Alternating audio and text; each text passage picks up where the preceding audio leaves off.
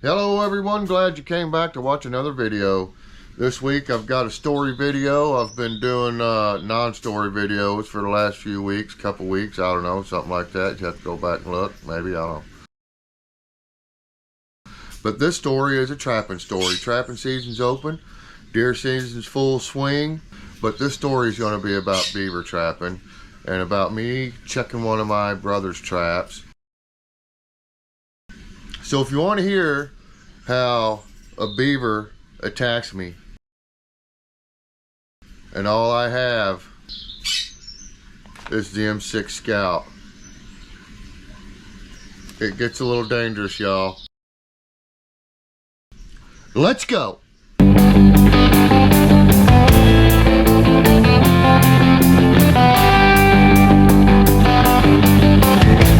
There I was, back in the wild again.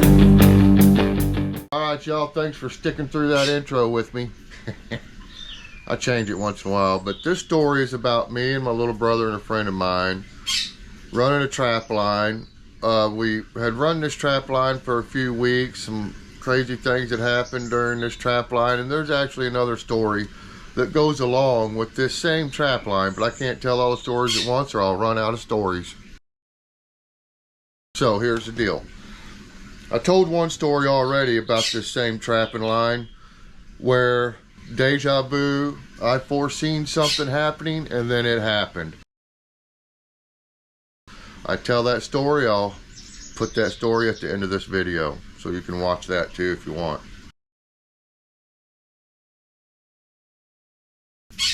So what it is we were trapping creeks. I do a lot of water sets. I like trapping along the creeks and along the water. It's just, for me, it's easier, and I prefer trapping beaver, otter, muskrat, things like that. So this was a trap line for beaver and otter, and we were actually being pretty successful. We've been catching a beaver or two every day for a couple weeks now. Well, there was this little slough that comes off the creek. So this slough that comes off the creek, it's pretty hard to see. You know, we had passed it several times and we knew that there was water over there, but to us it looked kind of like a pond, you know what I mean? So we didn't really check it out too much. But one day we decided we was gonna go ahead and check it out. So we had actually run the line, and on our way back we decided to shoot off towards the little pond or slough area.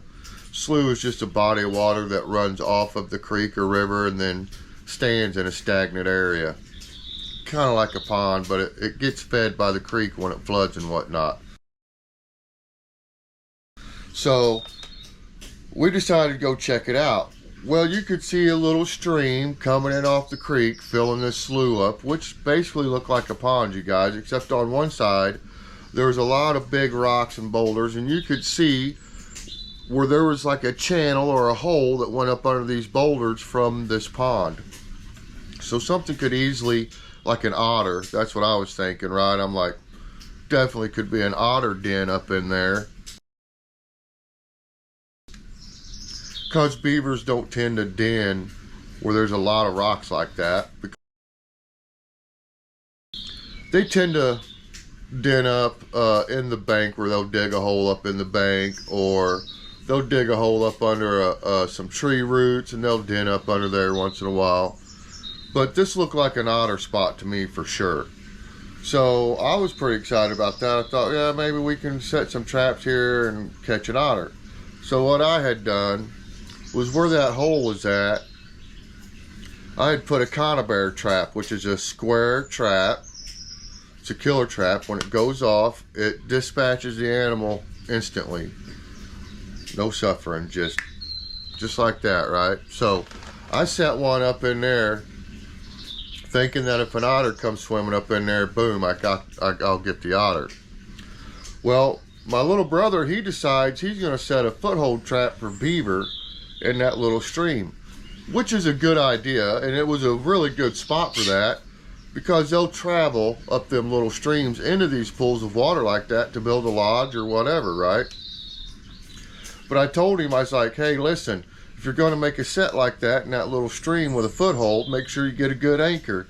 Tie your trap to a big rock or something big, because if you catch a beaver, he's going to drag it around and we'll probably never find it. It'll take your trap. So he's like, okay, I know how to do it. I know what I'm doing, bub. I know how to do it. So I just left him alone. I set my trap. He set his.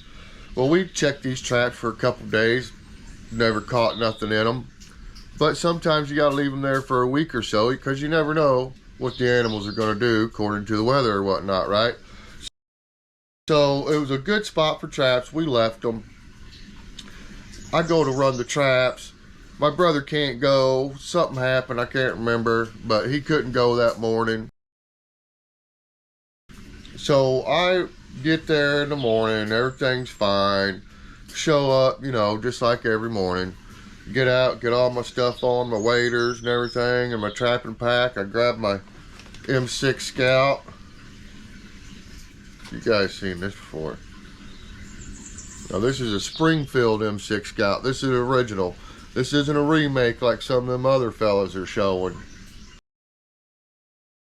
with the Czech Republic stamp on it. Real deal. Not one of them remakes. But anyways, beside the point. So me and the Scout, we're going to go see what we've caught in the traps. So I get to the slough, grab the M6 Scout, and I take off down the trap line, and I'm checking the traps, and so far I haven't seen anything. I haven't caught anything, me or my brother. Well, when I get to the slough, I notice his trap's gone. I'm thinking, well, you know, he definitely caught something. Trying to think, well, what did he tie that off to? I couldn't remember what he had anchored that trap to. So I start looking around. I'm looking for something in a trap, you know, because usually if it's anchored and they still pull it and the anchor's gone too, the anchor's going to get hung up on something eventually and they're going to get stuck there, and then you can go retrieve them. Well, I'm looking around. I can't find this trap anywhere, and I can't find anything that looks like it's been trapped or it's in distress or anything. So I'm like, well, I'll go look over in the boulders where my trap's set and see if maybe I caught something, or maybe whatever he caught swam over into the deep water and it drowned, and I'll just have to get it out of the water. So I have a grappling hook. Now these grappling hooks are made for trapping, and they have chains connected to them, and they're actually called drag hooks. And you can connect those to your foothold traps, which is what my brother should have done. But you can connect one of those to your foothold traps, and when you catch something, the animal takes off running. That hook will grab everything in the woods, and it will keep that animal there. Okay, the hook works.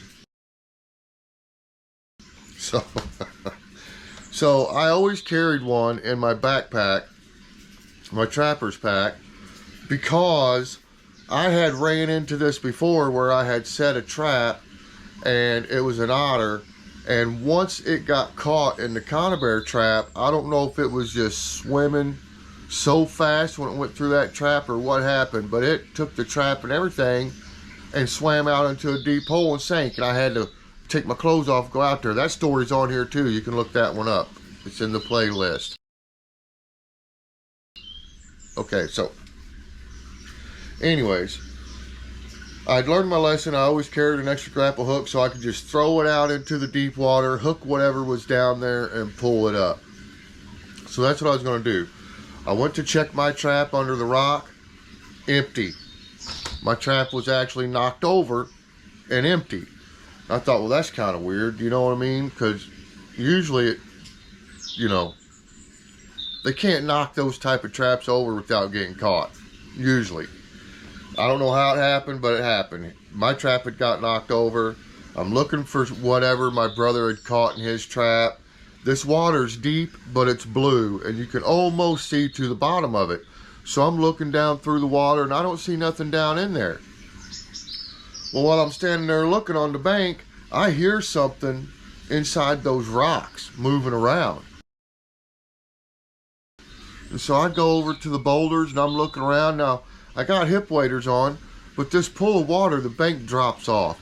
I couldn't get in the water, you guys. It was too deep. It would have went over my waders. I wasn't wearing chest waders, but even if I'd have been wearing chest waders, it would have been too deep. This water was deep. I couldn't get in it, and it's cold. So I have to try to figure out a way to look up in this rock. Well, I can't get around in front of the rock to look up in it because it's water. So I have to climb on top of these rocks.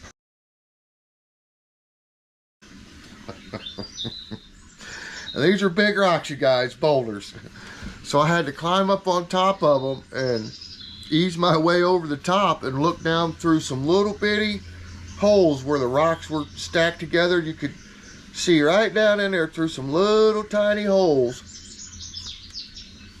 So I'm looking down in there and I got a flashlight and I'm shining my flashlight down in there and I'm trying to see what's in that hole. And lo and behold, my brother had caught a beaver.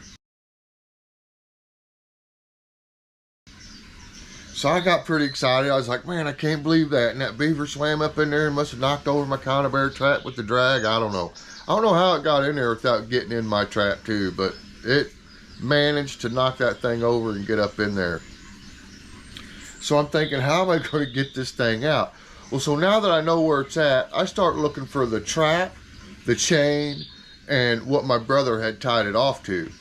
And I'm looking, and I look down the water right at the hole, and I can see this old dead stick. It was probably about that big around, and it was dead. I mean, I'm surprised it didn't break. But this thing was lodged right at that hole, and I didn't notice it before because I assumed it was debris. But when I seen that and I looked at it closer, I seen the wire wrapped around it. So I knew that's what my brother had used for a drag, which was not what he should have used. I told him to use a big rock, that way the beaver couldn't drag it off. But anyways, he grabbed the closest thing he could find, I guess, and called it good. So that beaver was hung up because that stick my brother had wired to his trap actually was strong enough it didn't break in half and let that beaver just go all the way up in there, and I'd have never got him out. So what I did was I took that grapple and I just dropped it. I got on top of the boulders and I dropped that grapple down to where that stick was, and I got it hooked under the wire and the stick so that when I pulled that thing out of there, even if the stick broke, the wire was still going to be wrapped around my grapple. So I would still maybe have a chance to get it out of there. So after I get it all hooked up, you know, I'm fishing. I'm fishing for beaver.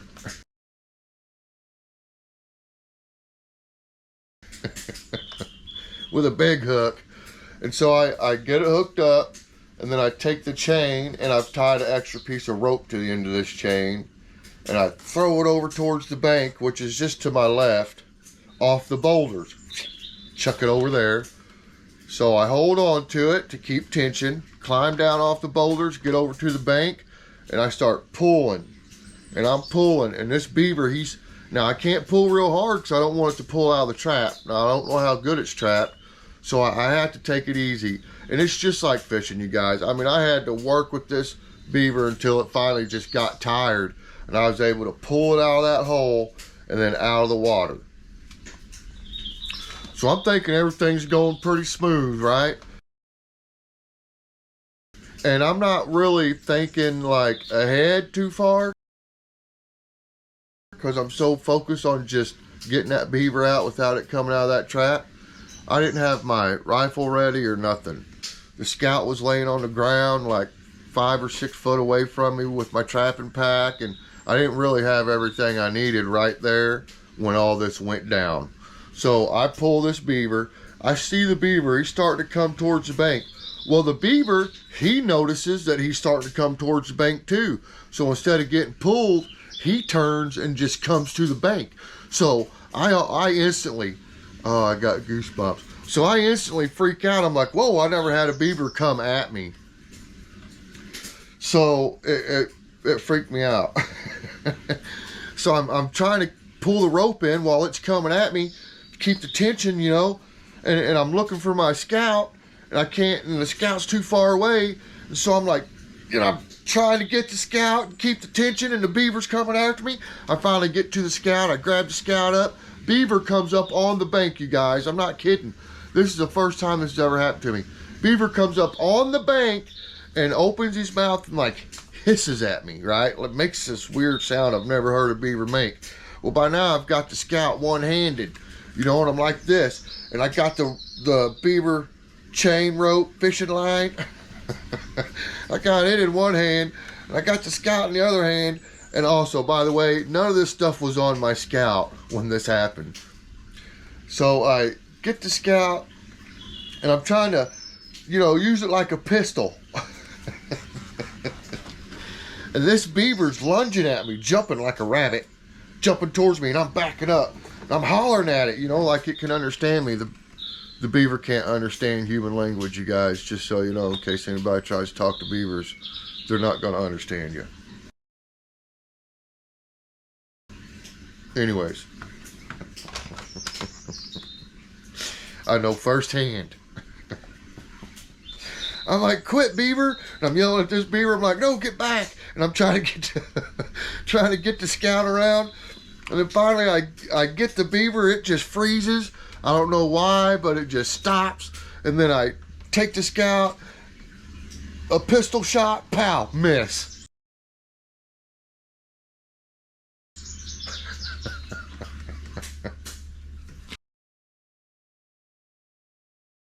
So now I have scared the beaver even more. So now this beaver's actually coming after me. And the scout's a single shot. So I've got to open this thing up. You guys look. Okay, so I've got to open this up like that. Pull the shell out. Put another one in. Close it. Cock it. Aim it. That's where the ammo's at. You guys have seen these on the internet. But anyways, so I'm doing all this with one hand because I'm still holding on to the beaver because I got to hold on to it in case it turns and goes back in the water. I can't let it get back in the water. So now this beaver, it's like digging at the ground and like lunging at me and hissing. And I just keep backing up and I'm trying to load the scout. I got it under my arm, opened it up, trying to get the 22 shell back in there. I get it closed. This beaver lunges at me, and as soon as it lunges at me, I drop the scout down, and I mean, it touches that beaver right between the eyes, and I squeezed it and put the hammer down on that beaver. Ended that ordeal right then and there. So anyways, I get the beaver out, take it out of the trap. I take my brother's trap, get it off the stupid drag that he had it tied to, and get it put in my pack. So after I get the beaver taken care of and the trap is put back in my trap pack, I get everything loaded up. And I don't know if it was the 22 going off or me yelling at the beaver or the beaver yelling at me. I don't know what happened, but I had caught the attention of another person.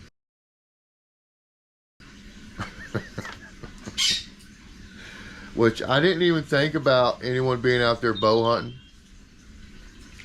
So, you know, that's my bad. I should have thought about people bow hunting out there, but I didn't. So, anyways, what had happened was this guy, who is the owner of the property on the other side of the creek, was out there bow hunting, and he watched the whole thing from his tree stand. And so when it was all done, he yelled at me, and I'm looking around, I see him up in a tree, and I'm like, oh man, here we go, you know, trespassing, the whole deal. So I'm getting myself prepared to get a butt chewing, right? Because usually that's all that happens around here. They'll they'll give you a lecture and chew you out a little bit and just tell you not to come back no more. So I figured this was the end of the trap line. We wasn't going to be trapping this creek anymore, and kind of bummed me out. So I went over to the guy and we got to talking. Well, come to find out, he owned quite a bit of land, and he owned land that run along that creek from where we was at, the slab where we started, all the way down to a bridge that I had been eyeballing to set traps before we started setting traps here. Because at this bridge, from the bridge, you could see 2 beaver dams and lodges, and I mean, it was full of beaver right there. So what I had done was circled around, because I asked the people that lived right there for permission to trap that, and they told me no. And so I had to, you know, leave it at that. Well, come to find out, they didn't even own that land. They were renting that house from the guy that I'm talking to in the tree stand. So I tell him what's going on, that I'm a trapper, and I'm with the Missouri Mountain Man's Trappers Association, just trying to get the beaver population under control, because it was out of control. I mean, these beavers in Missouri was damming up everything, causing a lot of flooding, taking out farm fields, and the whole deal.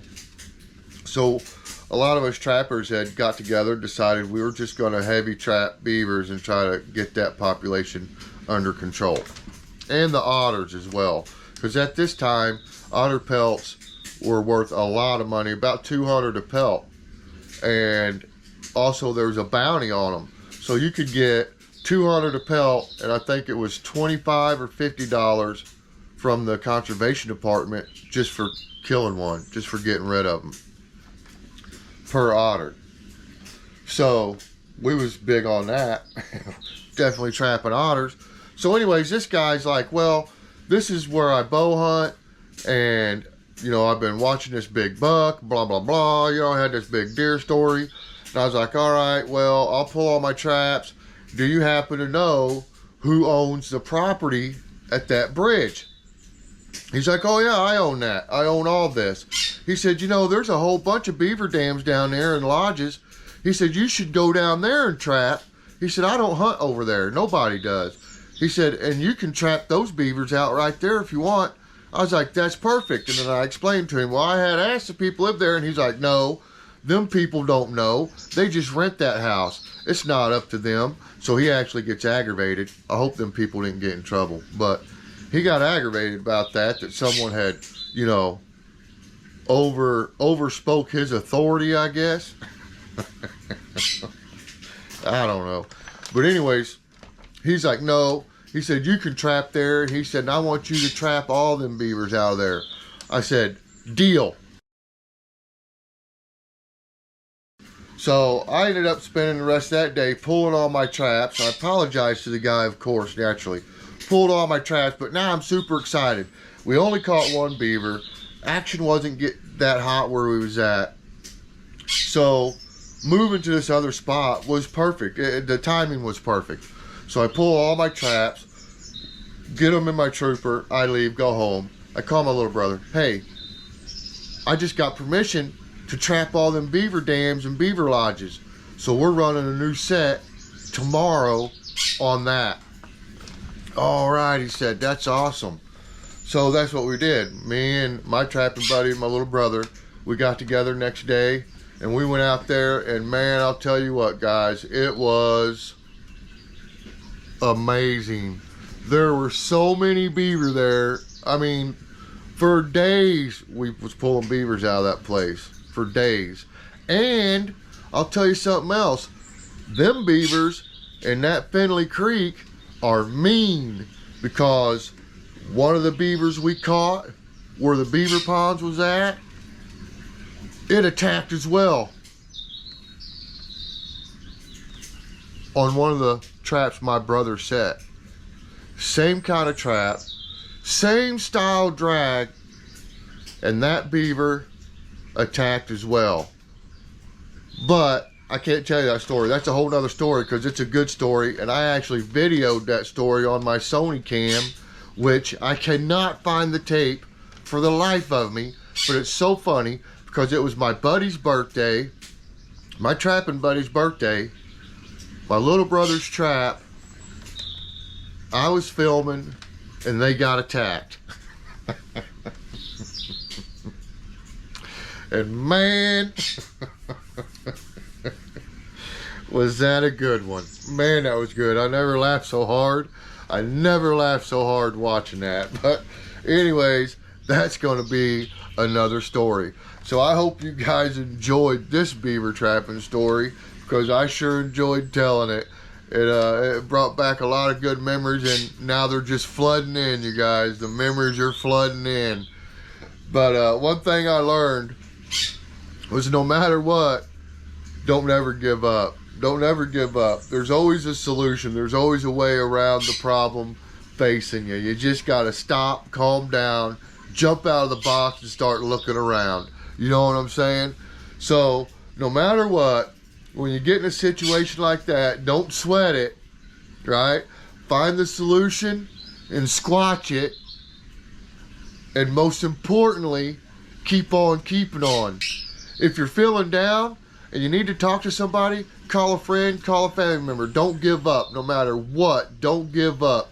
You can call 988. You can go to church and talk to a preacher.